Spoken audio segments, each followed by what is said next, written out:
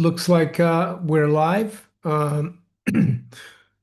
Good afternoon, good morning, good evening to all of you, wherever you may be. So, the title for tonight's live stream is Bankrupt Governments. It starts with them taking your pensions and then capital controls. Clive is coming on, of course, today, and we're going to talk about that. But what we're going to do now, of course, is what we usually do and greet everyone. There's quite a few of you here already. And I see that some of your chats have a little crown next to it. I don't know if you can see that. Like Native American has a little crown with a number three next to it. MIK says, good evening, Mario, Clive, and Rudy. Yeah, there's Rudy. He's on the sofa. And he's got his cushion next to him, which is weird. Yeah, as for the Rudy collection, it will be out soon, hopefully. The people who are working on the website, it's not ready yet. I'll let everyone know when it is ready. I've got my Rudy bottle here. It's really good. It keeps my water really cold. And I guess in the winter it will keep coffee or tea quite hot. But unfortunately, it's not out yet. I'll let you guys know when it is. Dutch Libertarian, happy Sunday. I'm well, thank you, Dutch. I hope you're doing well too. Duncan Bebonang from Ontario, Canada. Darren Smith. Uh, Milky Porridge, good evening from Eastbourne, UK. Joker's Wild, Jason Warner, Neil Hunt's Dynasty, buy silver, platinum, and crystallized osmium. Yes, silver did well last week, and so did platinum. We'll look at all of that. And of course, we'll try to answer as many of your questions as possible, too.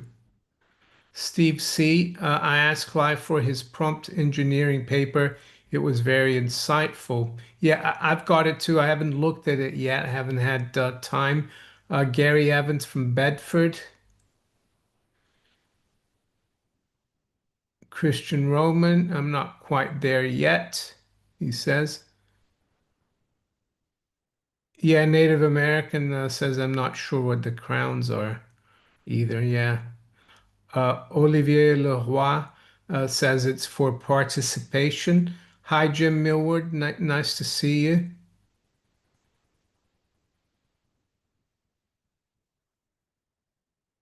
MM126.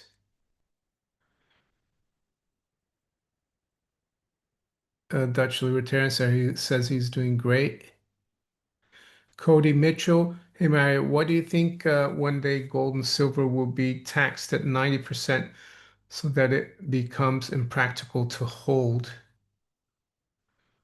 Um, I don't know. Where are you, Cody? Are you in the UK or in the US? But yeah, they might as well confiscate it if they're going to tax it 90%.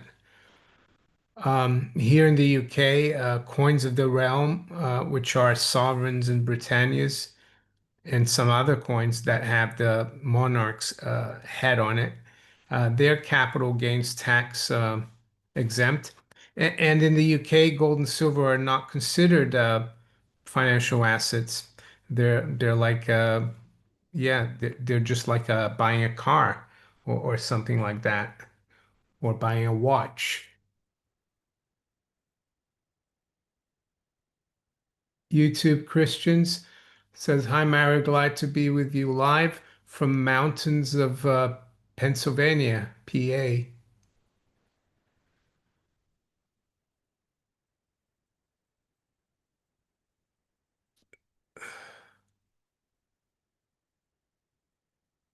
Andrew Rama's here, PM. I love that. I said solvency and solving. She was written before censorship, Google censorship.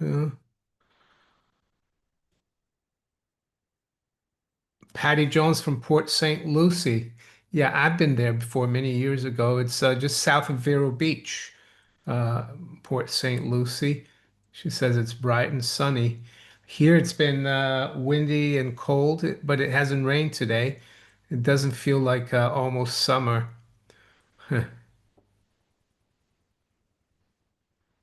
Mailman from Richmond, Virginia.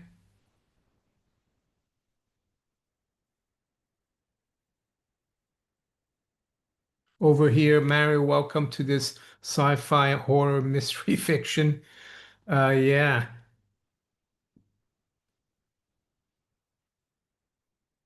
Sid Lucius.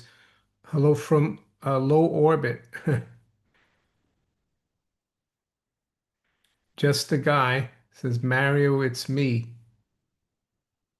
Remember me?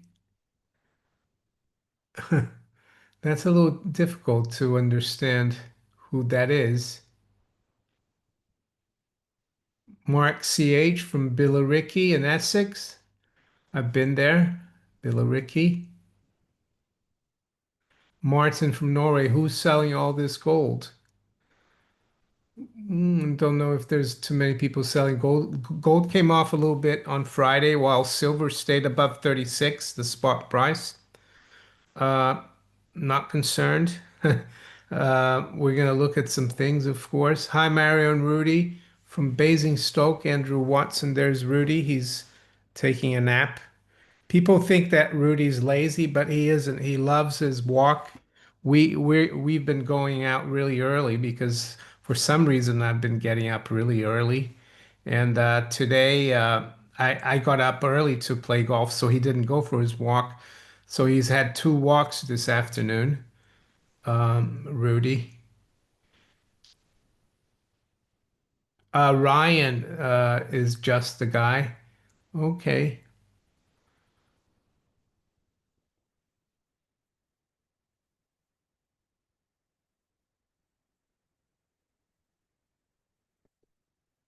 Beautiful day in Northern California. You were a superstar Mario brother. Wow, I don't look at it at myself like that. I just try to be myself. But Ray Trailer, I'm near Jekyll Island, Georgia. Oh, great. Jekyll Island Club.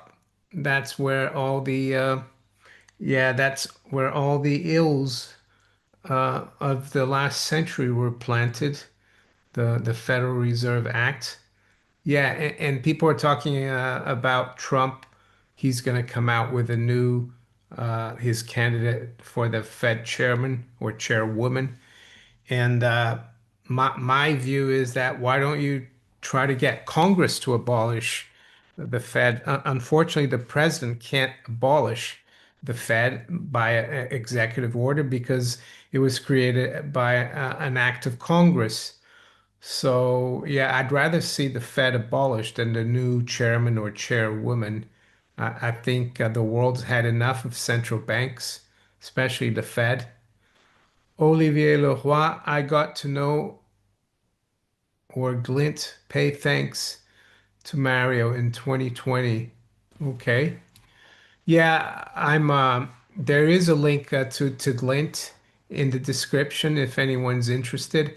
Basically, it's not for everyone.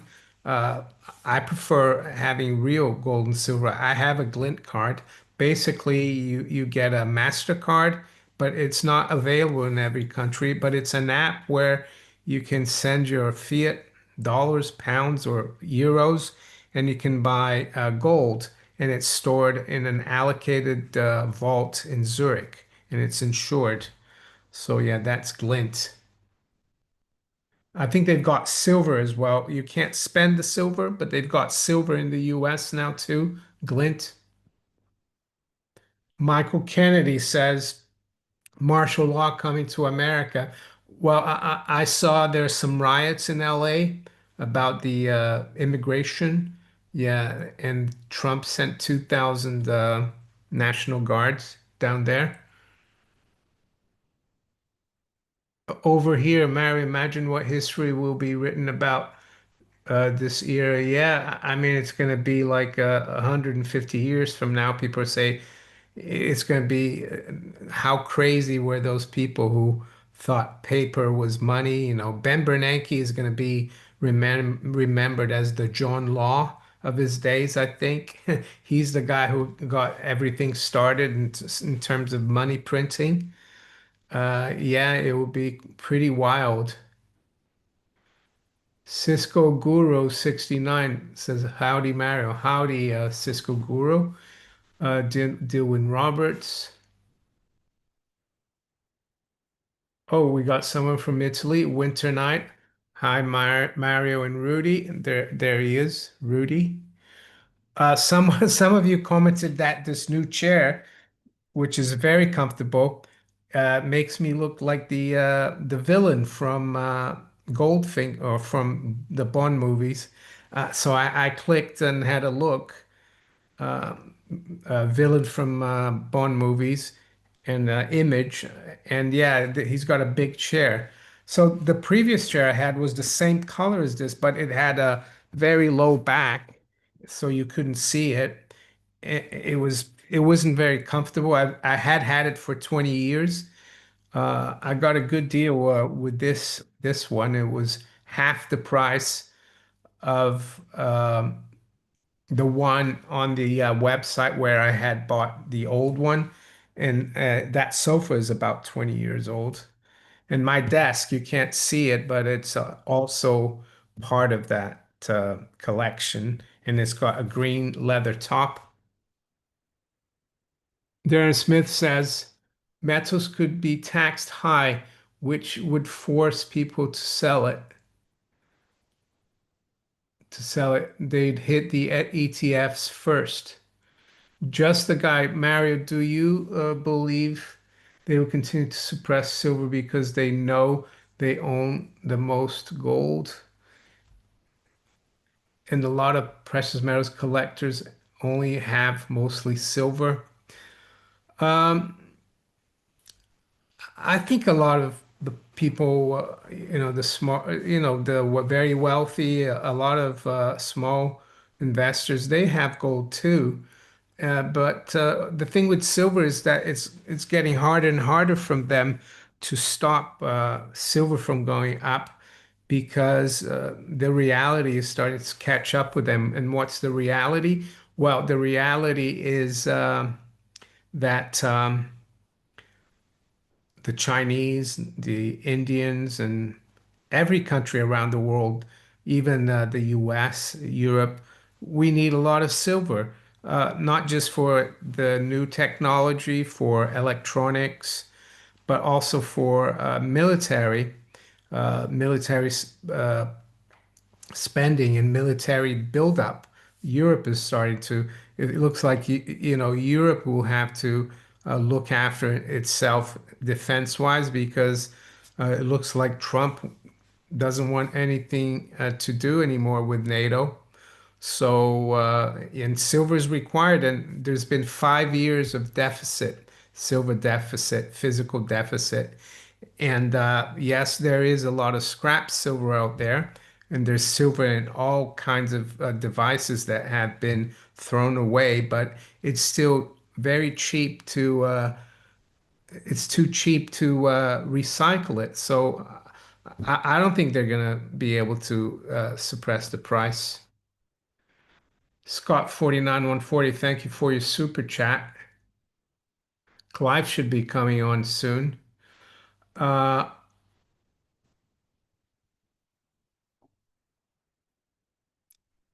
Hieronymus, these live chats are so pointless, you can't really talk to one another. Lol. They should change it from live chat to live comment feed. Okay. Dutch Libertarian, bullion banks, they around at some point they find out. FAFO, you mean? Yeah, FAFO. John Garrett, yeah, 15 ounces of silver in a cruise missile. Martin Armstrong has no fear. He was just jailed and put in a coma. Yeah, that was over 10 years ago. Yeah, he was not sure if he's been jailed again. Haven't seen any news. Dylan Roberts says it's the Bond villain from Goldfinger. Okay, yeah. Hi, Clive. Hello, good evening, Mario. Good evening. How are you?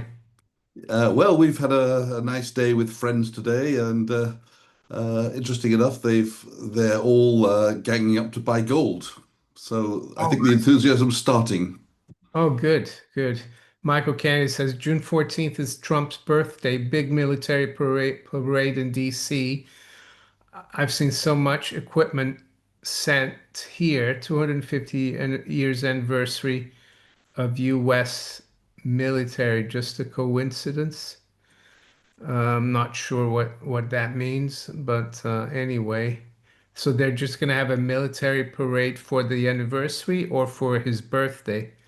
Um, Gunter, good evening, Mario. Love the channel. Thanks for all the knowledge. Oh, you're welcome. Clive, the have you seen the title? No, I was just trying to look it up just as Yeah, you came on. I'll tell you what it is. Where's uh, can't find a. Hmm. Oh, here we go. It's bankrupt governments. It starts with them taking your pensions and then capital controls. So maybe we'll start with the pensions because there's something quite important, I think. And it's in the UK. It's where I am, but it could apply to any of the or G7 or Western countries. So it says here Reeves, who's the Chancellor of the Exchequer. For people who don't know, she's the equivalent of uh, Scott Bessent, Secretary of the Treasury, or equivalent of a finance minister. Reeves hands herself dangerous powers to control pension pots. So Clive, apparently now, well, I guess it has to go through the House, but they're presenting this bill where the government can basically tell pension schemes where to invest their money, and I think that's really bad precedent. And there's this guy here, Sir Steve Webb, who says the same thing. So it says here Rachel Reeves has granted herself dangerous new powers to direct where millions of saviors' pension cash is spent. So the government's pension bill includes a sweeping provisions that will allow the chancellor to force pension funds to invest in private equity, debt, and by that, Clive, I bet you they mean government bonds, gilts, and land in an attempt to boost the UK economy. Well, I could tell Rachel Reeves how to boost the economy, but of course she won't listen to my laissez-faire strategy. So what do you think, Clive? Is this a good idea? Do you, can you trust politicians to know where to invest? Well, the people who are running pension plans, whether they're good at it or not, at least they've passed an awful lot of exams in investment management. So they've got an idea, a clue at least, as to what they're doing. And for the most part, they're not that bad. I mean, from the other side of the coin, they're not that good. But what does the government know about investment management? Uh, is the government more skilled at telling people how to make money than the pension fund managers themselves? I don't think so. And I rather suspect although they use the words private equity and land and other things in that bill, I think the reality is if it gets used at all, they will say to the pension plans, you have to buy our government bonds. You have to buy in the UK, it's known as gilts. Hmm. And I don't think I'd be very much in favour of, well, not very much, I would not be in favour at all of someone poking the nose into my pension plan and telling my pension trustees what they've got to do. I would far rather my pension trustees say, we're doing what we think is best for you, Clive, And then if I don't like it, I can have a word with them. I don't want to have a word with them. They say, sorry, we've got no choice. The government's telling us to do it. Yeah, and the other thing I wanted to touch upon is this here. Uh, I saw this story yesterday. So it just looks like the government is not just here, Clive, it's everywhere, and they're desperate for funds. They're hugely in debt. So UK Special Investigations Team could doubles tax haul and crack down on the rich. HMRC department raised 1.5 billion 20, but so they're going after like the top 1%. Uh, and it's interesting because if you read this, the top 1% pay 25% of all income tax. So I think this is just gonna push more and more like wealthy people to leave and to go elsewhere. And this is part of this great taking, not just your pensions, but they're going after the very wealthy. Like, and it's just going to make things worse. And yeah, what do you think, Clive? I suppose it's not new, this crackdown on the rich. I've been looking after, I'm retired now, I've been retired for 3 years, but in my career as a wealth manager, it was an all too regular occurrence for the HMRC to announce they're going to have a crackdown on those who are perceived to be making a lot of money, unjustly so in their view. So I'm well aware during my career of people who basically didn't like the way the wind was blowing on the tax front and up sticks and left.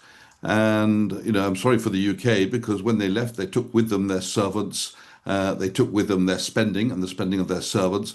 In some cases, they took with them their children who were educated in private schools in the UK and put them into a school closer to wherever they went to. And of course, at the end of the day, when these people died, they no longer had any or enough UK citus assets to justify being subject to inheritance tax. So if you put the tax up beyond a certain level, people do say, can I go somewhere else? Now, it's not the only thing which moves people around. I mean, plenty of people stay. They say, okay, the tax is perfectly acceptable. I like where I am. I like the way the things work. But it's wherever people live, they're looking at everything. They're looking at the lifestyle, they're looking at their friends, they're looking at the education, they're looking at the safety. But of course, taxes was one of those. And if you squeeze the people until they feel that it's unfair or too unfair, some of them will leave. I mean, let's face it, we've seen quite a few well-known businessmen up sticks and leave England for places like Singapore. Of course, they never actually say, I'm leaving for tax reasons. They say, I'm leaving to be closer to my customer base or I'm leaving for family reasons. But we all know that where they're going to is a tax which has got a much lower level of top rate tax for the wealthy, and probably that was a factor in their going. Yeah, someone's saying here, Darren Smith, warning signs, yeah, but we're going to be okay with our precious metals. Well, I think it should help, but we never know. I'm not saying precious gold and silver is they're going to save you financially. I think they should, but desperate politicians, they can do anything. And someone was asking before you came on, Clive. I don't know that where that person was, but he said, "What if they put 90% tax on gold?" I don't see that happening. They might as well just ban gold or try to confiscate it instead of taxing it by 90%. The thing is, it's difficult to tax gold like that because gold is held outside the system, financial system, unless you hold paper gold or not real gold like ETFs. So how can they tax you if you got some coins hidden away? You're not going to tell them that you have it and sell it and pay tax. Well, remember back in history, they decided to tax everybody who had windows. Yeah, So, window. what Well, happened? and People started bricking up the windows. we still see signs of that. Like you can see here in the UK, uh, old Georgian houses that have you can see there was a window there and they bricked it up, right? You know that, don't you, Clive? Yeah, that's right. I mean, that's why so many old buildings have got bricked up windows in the UK because at some point they decided they didn't want to pay the windows tax.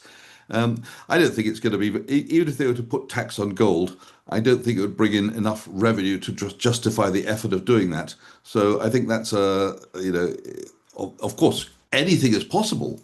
But what would people who've got gold do if that happened? They'd say, well, I'm not going to sell it if I've got to pay 90% tax. They'll hang on to it or they'll up sticks and leave the country with it.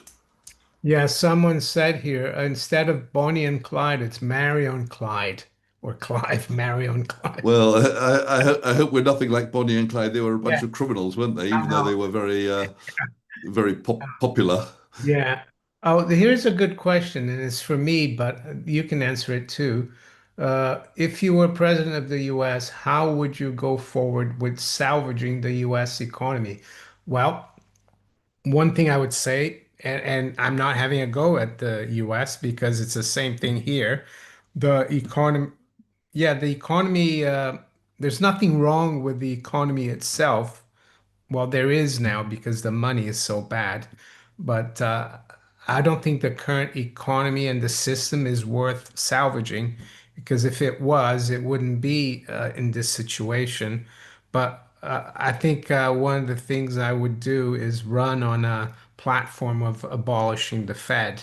That would be the number one policy because if you abolish the Fed, you don't allow the government to run such a huge debt. You know, the Fed owns like $7 trillion of the national debt.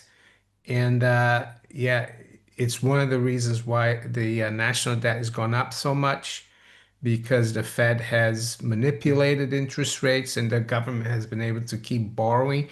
And I think that's the whole problem, the fiat currency system and the central bank. And because you solve those two things, everything else takes care of itself. I wouldn't be as hands-on as President Trump. And the other thing, I don't really think tariffs are a good thing. I think the whole problem with the US economy is the monetary system and all the debt.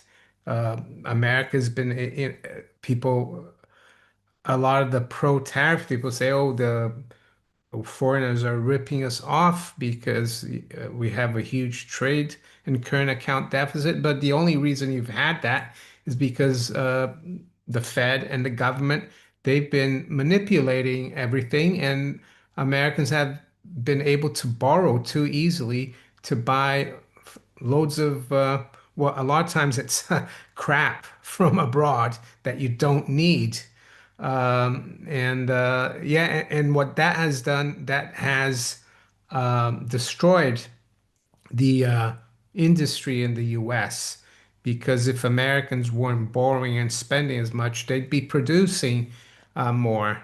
That's the way I see it. And the reason I've got the book, The Law, is because the title today is about governments taking bankrupt governments taking everything from the private sector. And Frederick Bastiat, who wrote the law, and you can find this a free PDF online, The Law by Bastiat. He said that Clive, that freedom, property, and what else? The person, your person came before the law, and that it's like a God-given natural right that you're born. You have your faculties, and to survive, you need to do things, you need to create, you need to work. And he says the work eventually produces capital or property. And law came after that to protect that, the individual, the property, and the freedom of the individual. But unfortunately, the law has been perverted, and the people who make the law, they're like not protecting the individual. They're taking from some individuals and giving it to others. The other thing he says is that eventually, even the people who are being ripped off, they vote for politicians that will take yeah, who legally plunder others, they get in the game. So it's a really bad thing. And I think the central bank and fiat currency allows that to happen. So that's the how I would try to solve the problem of the US economy, but also all other Western economies. But it would take time though, because it's yeah, it's like someone who's like had bad health or not in shape, it takes a while to get better and recover. It doesn't happen overnight. I'll let you, President Well, Clive Thompson, well, chime Matt Marriott, you're very brave to be willing to take the job of president because I can tell in. you I Yeah, wouldn't go near it I know. in a million years. Well, It's I know a that. thankless task, Yeah, and it's not the president of the present president or the one before him or the one before that or the one before that. It's a problem of countless administrations going on the gravy train and using newly printed money or newly borrowed money to fund all their pet programs, and it's become like a drug. This money is the government is borrowing money hand over fist. It can't stop now. It's got to keep paying out the money that it borrows. So over and over again, the government is getting poorer by the day as it borrows more money. It's distributing that money to people who want it or need it, or the government thinks should have it, whatever it is. And to turn off the tap somewhere would be very hard. And any president who tries to do that is going to run into a lot of trouble with the people. The people around that president are not going to be very happy with him. They're going to say, look, you're deterring people from voting for our party. So yeah, it's a very thankless task, and I don't really think there's an answer. If I was sort of the man behind the puppet at the top of the pile, then I would certainly be looking at policies which can incentivize people to go to work more easily. And when I say incentivize, that might mean to some extent taking away the barriers which stop them going to work. There seems to be no sense in people who say, I wouldn't go to work because I wouldn't earn much more than I'm getting in social services payments. And even if I did, I'd have to pay all these taxes, so I'd be actually worse off. And there's obviously a lot of people who say, I won't go to work because I have childcare responsibilities. I've got to look after the children. And if I was to go to work, I'd have to put them in care, and that would cost money, and I can't afford it. So, that's one small thing. But certainly we need a population where a larger percentage is productive and a smaller percentage is living off other people's money. That would be a start. But I don't really think there's a solution. One's tinkering at the edges here. Maybe cut spending in some other areas. But what can you cut spending on without creating a revolution? If you cut people's benefits, they're not going to be very happy at all. I mean, the other solution, of course, is to pump up the rate of inflation, and I think that's what they're going to do. yeah, So what they need to do is find a way of boosting the economy, spending money to cause the economy to grow, but at the same time they have to try and do it in a way where, and I don't see how to do this really, but they have to do it in a way where it doesn't cause the national debt to rise faster than the economy is growing. And I don't think there's an answer to that, but yeah. maybe some economists can suggest it in your notes, Mario, in your chat here. Yeah, no, I mean, and I wouldn't want to run for president. The reason I answered it is because it's a hypothetical question. But I mean, Ron Paul, I think he ran in '08, and he was doing really well in the primaries. And then all of a sudden, they brought John McCain out of nowhere, and he won. And I like Ron Paul's philosophy. Like someone asked him in Texas once when he was a congressman, he said, how do you keep winning? He said, well, I tell my constituents that I'm not going to do anything for them. And they say, what do you mean? He said, well, Has it worked? All the programs done in the last 50 years? No. So yeah, that's what I would try to do. But the powers that be, the people who control politics and banking, uh, they wouldn't allow someone like that to win. They didn't allow Ron Paul to win. And I'm sorry to say, I don't think President Trump is a libertarian or someone that's small government minded. He says a lot of things that are better than the other party. But anyway, see if we got some questions here, Clive. Rare stamps. Yeah, I've got some rare stamps from when I was a little boy. They're still here. I don't know if they're worth that much. It's just I like them. Yes, I have an old stamp collection which my mother had when she was a little girl, and the beauty of it, I don't think it's worth anything, but the beauty of it is they've got these collections of the Queen Victoria, the farthing, Yeah. halfpenny, penny, tuppence, threepence, fourpence, fivepence stamps. So it's quite, and they're all mint stamps. But I think I did go into Stanley Gibbons in London at one point, and they were selling these sort of stamps for almost nothing. So I actually ended up buying two or three which were missing from the collection just to make up the complete collection. But it honestly said it was not expensive, even though these stamps are well over 100 years old. Yeah, I think stamps are a little bit like coins. It's a little bit of history because you've got the person who was the head of state. You've got some kind of event sometimes.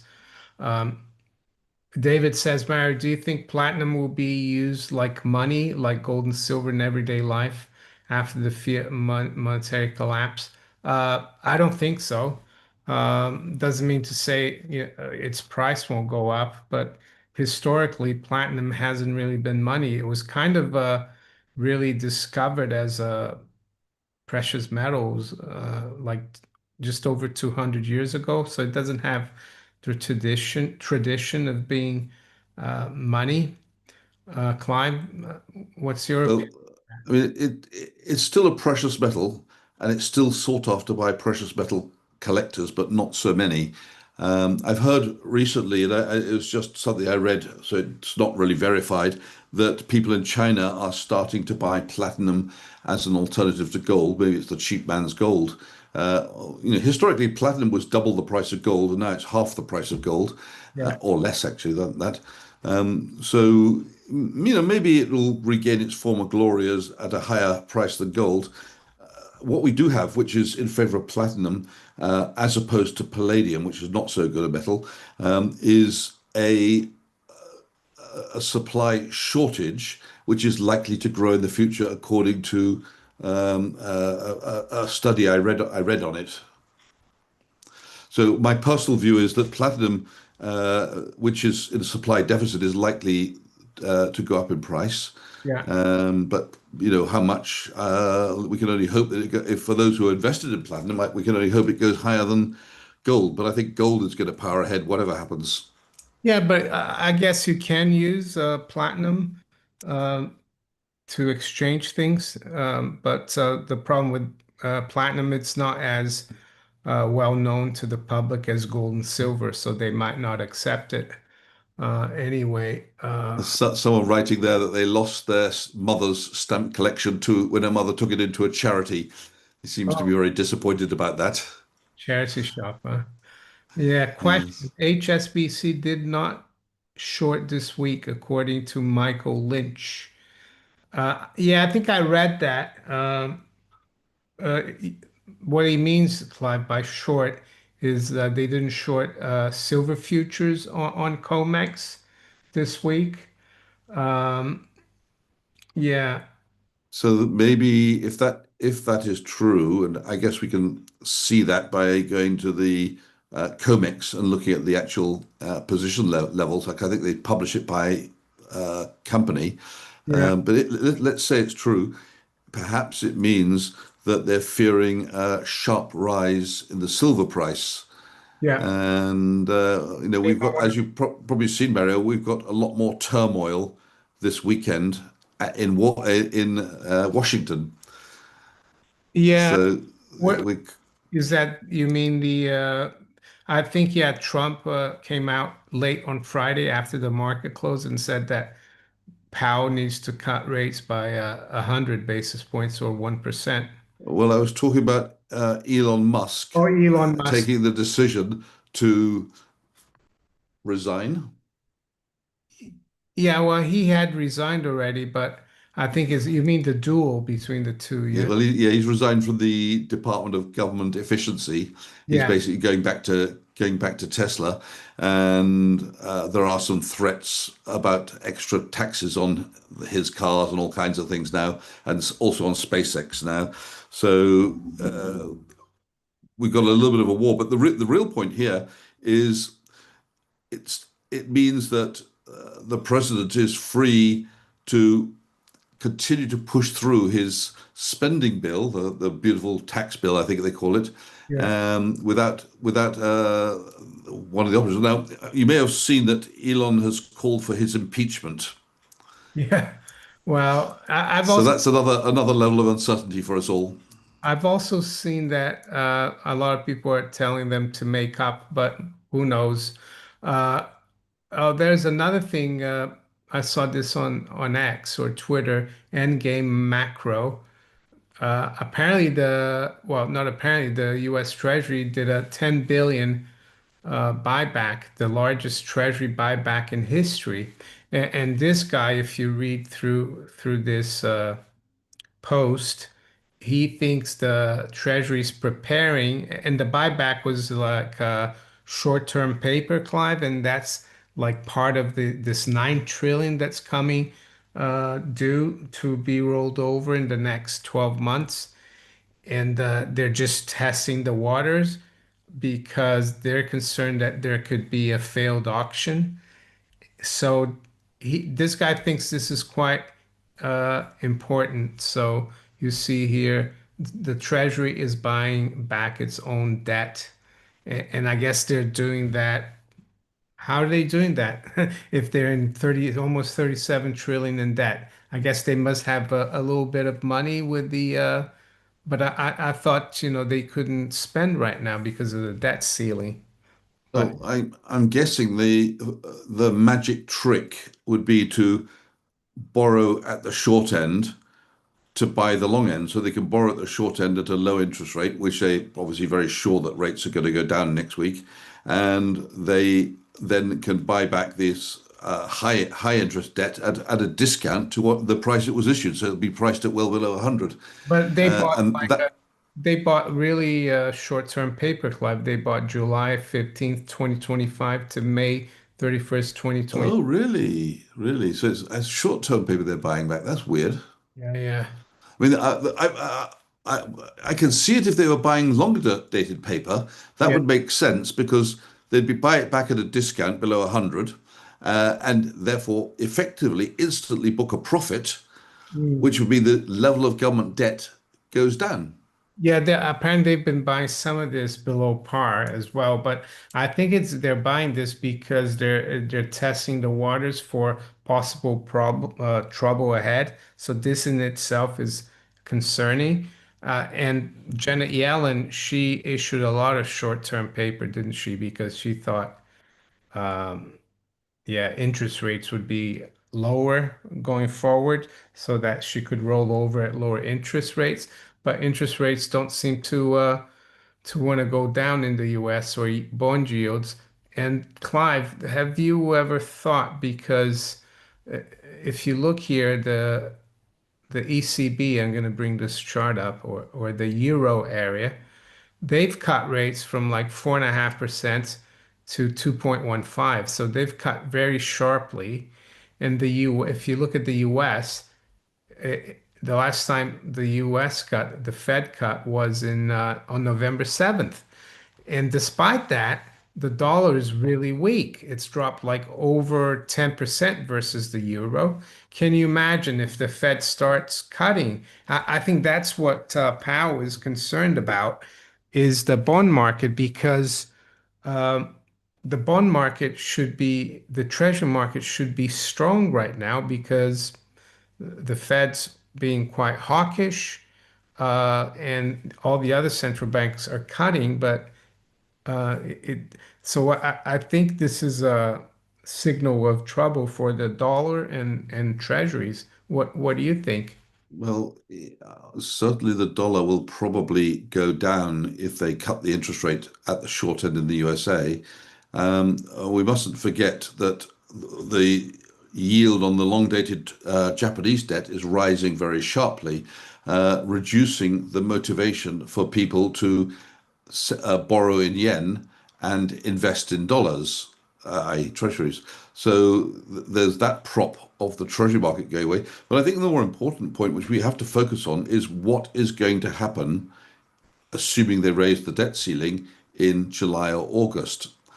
Since the 1st of or 2nd of January, the government had a debt ceiling. So the law was whatever the debt is on the 2nd of January, that will be the new debt ceiling until we raise it. So the negotiations to raise it aren't really happening. If anything, we'd call it's gridlock at the moment. So in order to keep things going, the Treasury is running down its cash balances. It normally keeps a cash balance of 800 billion to a trillion handy for paying the bills, but that cash balance has been running down. I think it's a couple of hundred billion at the moment. So it's about a quarter of where it is. And to keep that cash balance up, they've suspended payments into the government pension plans. So that's obviously meaning the government isn't actually spending as much as it would otherwise be spending.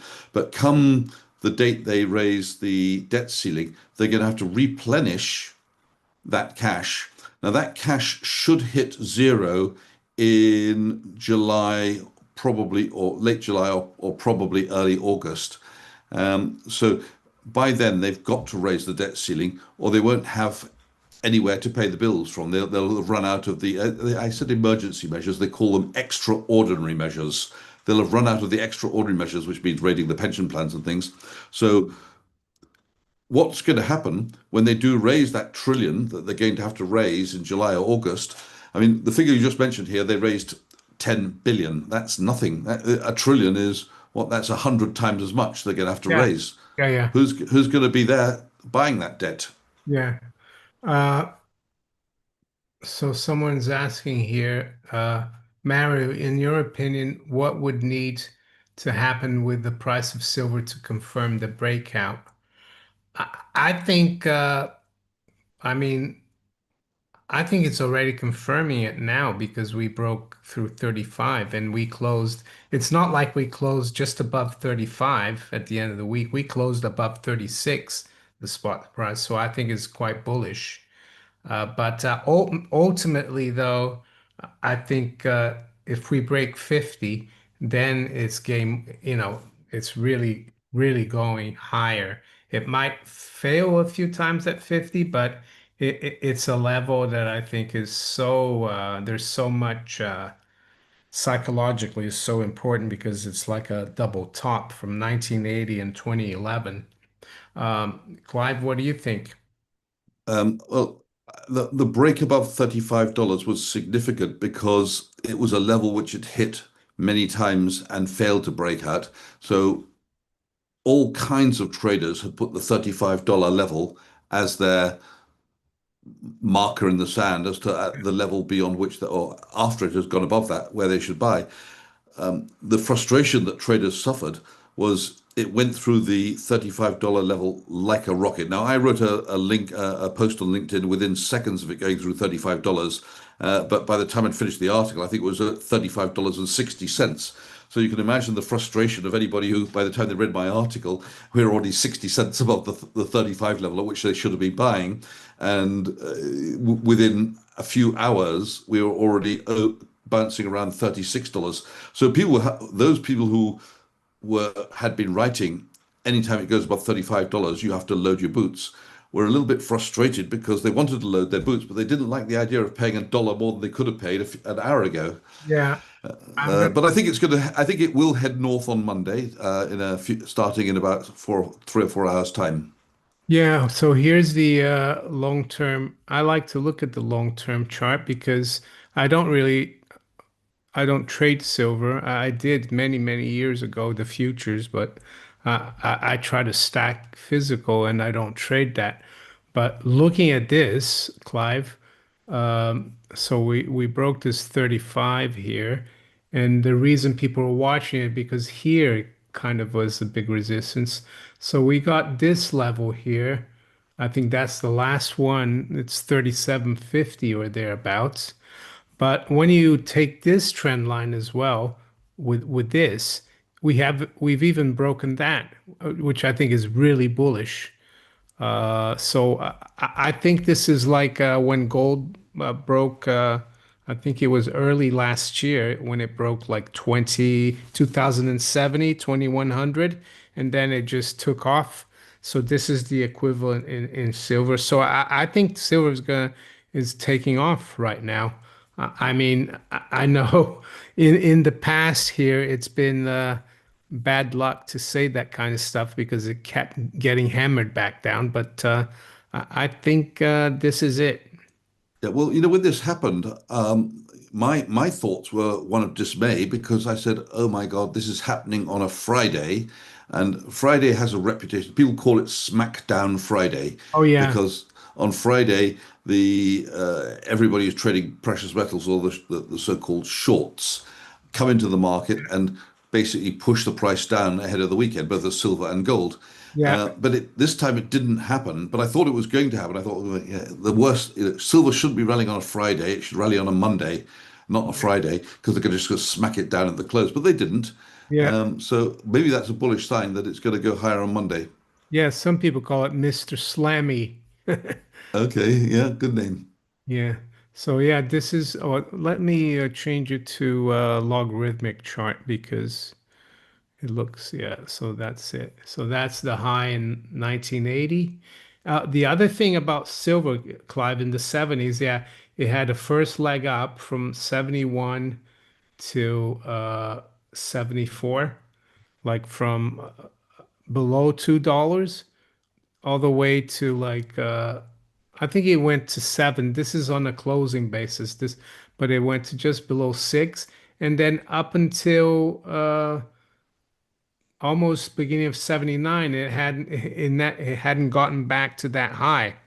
And then it was here that, from 79 to 1980, it took off. So what I'm trying to say here, yes, this period here has been like frustrating waiting, but I think it's kind of the equivalent to here. We're going to start breaking out. So that's why 50 also is important. Once 50 goes, and I think we're very close, then yeah, look out above.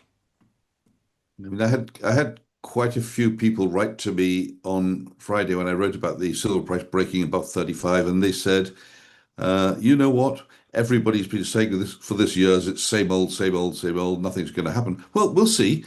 Yeah. It might, and Well, maybe they'll be right. I mean, I don't. It's not a given that it's going to go up, go to the moon. But obviously, when something does break through a previous resistance point, more often than not, it's a good sign for the continuation. yeah. The other thing I would say, I read someone on X said something. He said the thing about precious metals is too many of us are worried about the fiat price, but the the environment we're in is like a kind of the end of the system. And when there's an end of the fiat currency system or dollar system, one day gold and silver are going to be like priceless. You're going to need it to transact, and you won't care about the price. Right now, we do still care about the price, and I do as well. But don't get too worried about it. Just sit tight and be patient. If you understand what's going on and what has been going on since 1971, I think you will see why it's risky not to have gold and silver. That's my opinion, of course, is not financial advice. Well, I can tell you one day when the people see that the end is nigh, And I don't think they're seeing it yet, not at least not the general public. But when the general public wakes up and realizes I got to do something to protect my savings because I need to come out the other side with something tangible, they will not be able to buy gold and silver anywhere. The places where I go to buy it, these are gold shops. If I go in there, they've always got something in stock they can sell me. But the day's going to come when I'll walk in and they'll say, sorry, we've had a crowd in and can't sell you anything. And there'll be people queuing up at the door. That's not the case today. So all I can say is if you want to prepare yourself to come out the other side of some sort of currency panic, you probably want to buy it while you still can. Yeah. Yep, I agree. Chris Conman, thank you for your super chat. He says Andy Schechtman interviewed Bob Moriarty recently, and Bob said, and I quote, "We need to get rid of all fiat currency worldwide and use grams of gold and silver instead." Your thoughts? Thanks. I agree 100%. I think what Bob means by using the weight instead of like a denomination, like $10 or 10 pounds, is that if you use the weight, it's very difficult for the politicians and the bankers to like change the definition.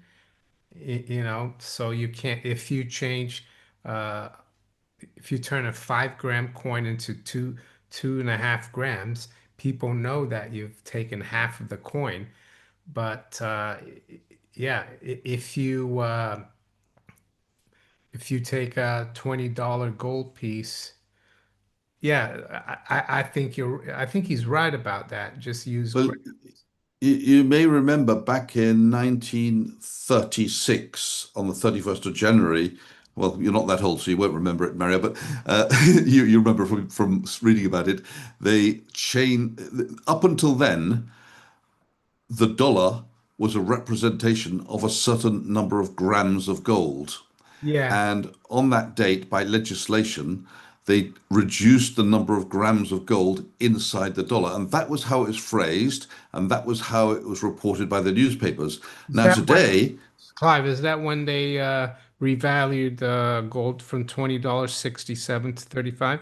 yes, exactly. But that's not the way they looked at it back then. They didn't write gold price has been revalued from Yeah, $20.67 to $35. They wrote the number of grams of gold in the dollar has been reduced from, I yeah, can't remember the figures now, but let's say from 40 to 20. yeah. But yeah, that was 30th of January 1934. Correct. Yeah. But yeah, so well, I think we're Well, actually, Mario, it was the day after that oh, because the day before that, they effectively confiscated by legislation all the gold of belonging to the Federal Reserve okay. and bought it from the Federal Reserve at $20.67 per ounce, giving the Federal Reserve in exchange what's called gold notes, which are not convertible ever under any circumstances into gold or redeemable at the gold price. They gave them gold notes in exchange 20, at $20.67, and the very next day raised the price or reduced the amount of gold in the dollar to $35. So all of that profit instantly accrued to the Treasury, much to the annoyance of the Treasury, The Fed. of the Federal Reserve. But of course, it didn't just annoy the Federal Reserve; it annoyed the foreign bankers all around the world who happened to hold dollars, because suddenly their dollars had less gold in them. Yeah. Uh, After the gold rush, thank you for your super chat. Uh, Peter Kyle MP on BBC today announced a government app to be released this month in the digital wallet by the end of this year. Good for him, I say. I don't watch the BBC. I haven't had a TV for 10 years. I'm not going to get a digital wallet or app. Are you, Clive? Well, Well, I don't know if we'll have a choice at the end of the day, Mario, but this is obviously to hold the central bank digital currency when it comes. And I think it's worthwhile just refreshing everybody's memory on this. Although the central bank digital currency, when it comes, will be a currency into which you convert your pounds one for one to and from the CBDC, to all intents and purposes, the money you have in your bank account is not the same money as the money, the central bank digital currency. It's something completely different. One is credit, and the other is money issued by the government. So if and when the economy starts to go awry, and maybe that's because of problems with the government bonds or who knows what, it'll be all too easy to impose a limit on how much of your old currency you're allowed to put into your central bank digital currency, at least at the rate of 1 to 1. You might need permission, or it might not be 1 to 1, or you might not be allowed to do it at all, or there might be some limit on how much you can hold. And when that happens, it means that there will also be rules saying you can't deploy your old currency because it's not in your CBDC wallet. All transactions have to be, they'll say, this is what they're going to tell us. They'll say all transactions have to be by the CBDC wallet so we can monitor for anti-money laundering, we can Yeah. make sure everybody's paying their tax, Yeah. and all kinds of other things.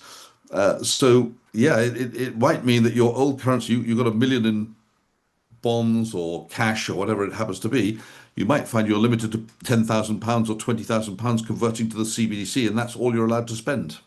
Yeah, after the gold rush, I mean, is this like a yeah digital wallet? But yeah, is it for a digital currency or why would you want to keep a wallet with the government? I mean, that's the worst idea I can think of. You know, they would be stealing that your cre. I mean, this is not even money in it, but I'll have a look at it actually. I mean, I don't know.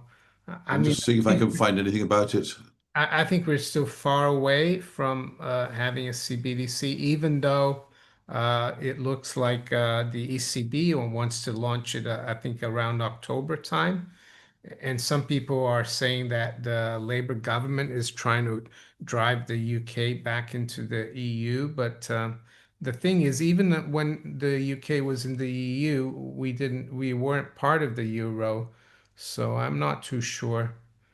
Uh, It looks like it's, I just reading up about it. It looks like it's a digital identity system which regulates how you're going to be able to interact with the government. So it looks to me like it's an ID card. yeah, it's probably for people who are on benefits, probably, or people who have to pay tax. I don't It know. doesn't mention any of that. It That's talks about it's integrating passport-based digital IDs into its. No, that's Google Big One. I Stop. guess Ignore that. It Tony says the Blair. Yeah, Brit card would be a smartphone-based digital ID potentially integrated in the government UK wallet and is proposed to roll out by 2028. yeah, that sounds ominous because the cryptocurrency is called Britcoin, so a Brit card or Yes. Uh, yeah, I mean, maybe that's the, I mean, maybe it's all by design, you know, they're destroying the currencies by pumping and pumping a lot of cash. Then they bring it down and they say, oh, we have a solution. It's the central bank digital currency. Maybe that's what it is, but it's still a very good reason to keep your gold and silver though, Yeah, I because mean, as I say, if we go into this reset where you suddenly can't convert your old money to the new money, you'll still have your gold and silver. It'll still be there. yeah. And you will have a little bit of sovereignty. If you're dependent on this government wallet, then you're a slave to the government. And yeah, you have to toe the line, you know. And Clive, I saw that. Well, I saw that now the government, and that's from the government website here in the UK. If you love your country and if you're a nationalist, you're going to be considered you know, a TERR. I don't want to say the word, which is crazy, I think. You know, it just shows that they're losing control of it. Dutch Libertarian, CBDC will be ready, but need, needs to Congress Dorian Rookmaker and Rob Ruse knows you can ask. I did. Not sure what do you mean, Dutch? No, that's not English. I don't know. It's lots of English words, but it doesn't make sense to me either. No. And Uh, someone's saying that he thought the rupee was an English currency. Where's he living? uh, Dutch libertarian, I guess, in the Netherlands. You must be living in India. Who's that? Somebody wrote that they thought the rupee was the currency of England. Oh, no, no. I think he's being facetious here because obviously that's the currency of India. Yeah, I have some silver rupees actually, quite a few. They're really nice. Oh, okay. Well, that'd be nice. Little Yeah. ones. They're silver, yeah. Uh, Thomas Galliana says these live streams rock. Thank you. Uh, will they make it impossible to use precious metals when CBDC is introduced? I'm not sure. I mean, they could make it harder, yeah. They could make it. They're already making it hard to some of the precious metals dealer, here in the UK when the banks make it hard when you try to transfer money to buy gold and silver. So yeah, they could make it harder, but yeah, we'll have to wait and see. Yeah, I Uh, mean, the governments, I think more and more, they don't like you carrying out transactions which cannot be monitored. So we've got all these rules which have come into place all around the world in recent years where if you pay more than a certain amount into your bank account, there will be automatic reporting to the government. yeah. And if you take it out, there's automatic reporting. And this is why people, especially in the UK, are being given the third degree if they want to take out just a few £1,000s from their bank account. Along the lines of, what are you going to do with it? Explain. Can you prove it? Hizia, that's an interesting question. Hizia 18 is asking here, Clive.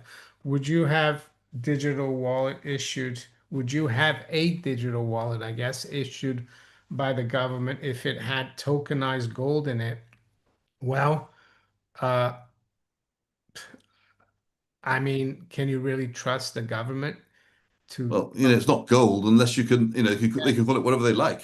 Unless you can actually physically get your hands on it, it's not gold. I think it would be a scam. I don't trust I anything mean, the government it's does. just going to tell me it's tokenized gold, unless I can physically walk along to the Bank of England or a bank or someone and say, take my tokenized gold and give me real gold, then I'll believe it. Yeah, yeah, yeah, I would. Yeah.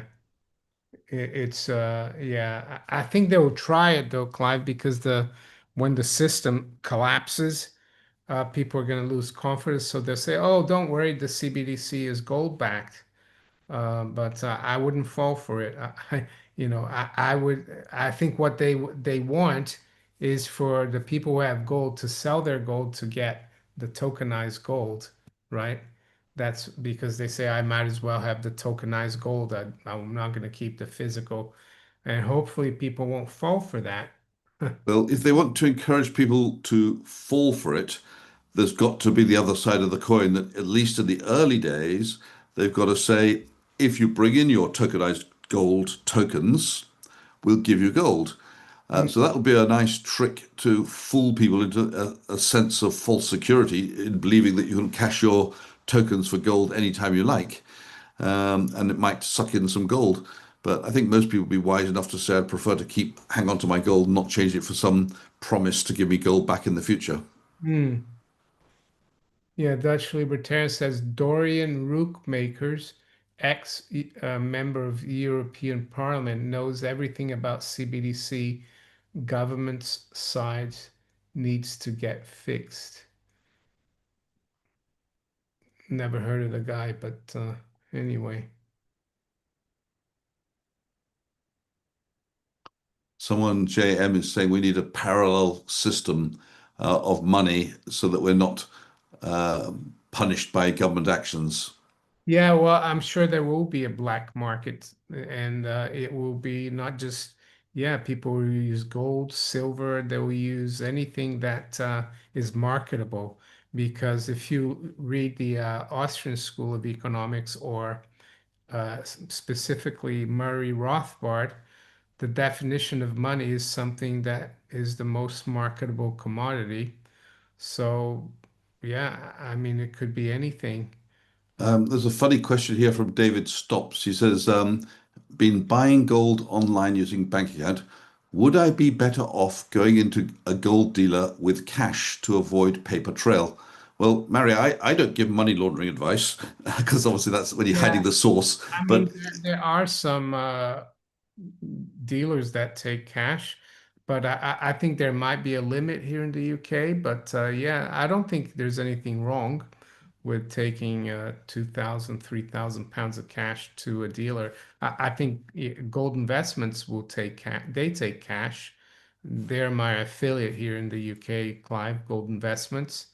You can find all the details below in the description. So yeah, I mean, the important point is that the money must or may not or should not be of criminal origin. Otherwise, then you've committed the crime of money laundering.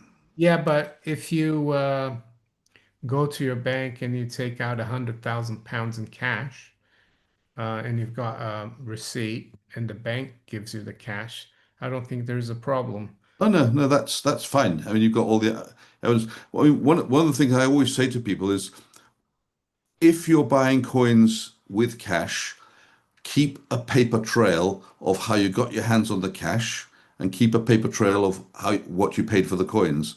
So you go to the bank, you withdraw the money, make sure you've got the bank withdrawal document. Then you go to the coin dealer, you buy the coins, make sure you've got the receipt for the coins you bought and put the two together. And then if someone asks you, how did this come about or where did you get it from? At least you can prove it.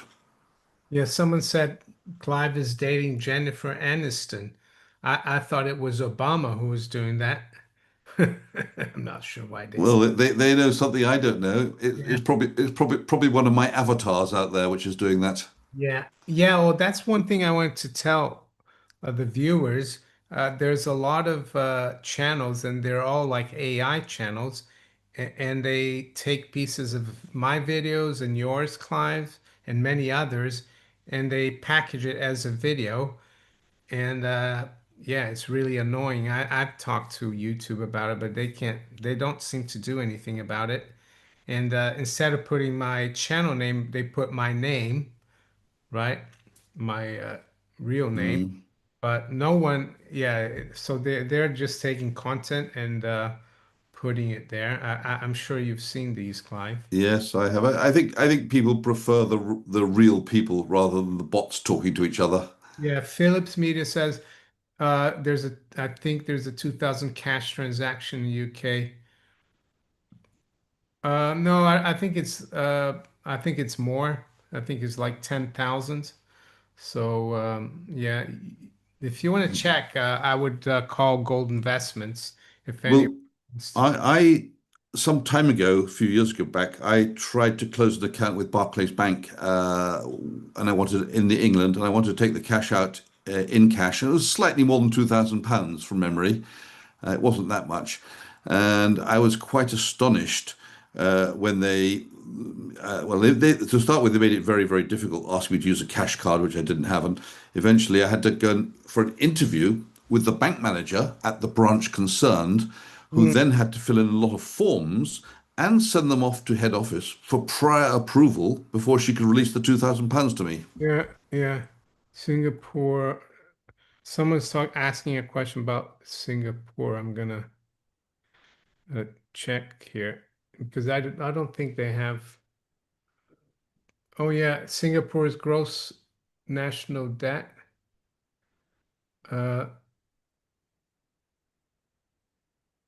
yeah, someone's saying that Singapore has a debt to GDP of 173%. Uh, yeah, that's a lot, and it's still AAA. Why do you think that is, Clive? Maybe because most of Don't the know. debt is held by domestically, so it's not held by foreigners. I don't know. Yeah, I mean, Singapore debt is not something I've studied. Yeah. But yeah, that's true. They have a government debt to GDP of 173%. So there you go. Uh, yeah, and it's gone up quite a bit. There's someone Joker's Wild says that silver's going to be $300. That would be nice. Um, and then someone else says, sorry, $1,000. So I don't know. That's nice. Silver Yeah. will be $300 by the end of the decade. You will see. Yeah, it could be even before. Yeah, maybe the reason why Singapore has so much debt and has done okay is because uh, most of the debt is held by domestically, so they owe it to themselves. Uh, Maybe that's why it's like in Japan, it's almost 300% of debt to GDP. So, Clive, it's time to wrap up. Any words of wisdom from you for the viewers and for me? Well, it's great, Mario. I just want to say on our last video on Friday, I mentioned that I had produced a sheet about prompt engineering, which is the new skill you need. I've literally had hundreds of people write to me for that PDF sheet. I've sent it out to anybody, and of course, anyone who still wants to know how to become a prompt engineer. That's how you give an instruction to artificial intelligence. There's about 30 odd things to know. Drop me a note on LinkedIn. I'll be happy to send it to you. There's nothing for sale. There's no email address required. Don't give me your email address. I'll just send it through to you. And I'm happy that many people, in just about 1 hour's hard work, can increase their skills sufficiently to keep their jobs when the artificial intelligent agents start to arrive in their office. Yeah, okay, that's great. Thank you, Clive, for coming on the show. Thank you, everyone, for participating, and wish you all a great week. And I'll talk to you soon. Let me,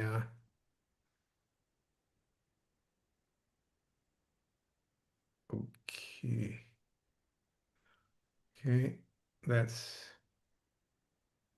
all right.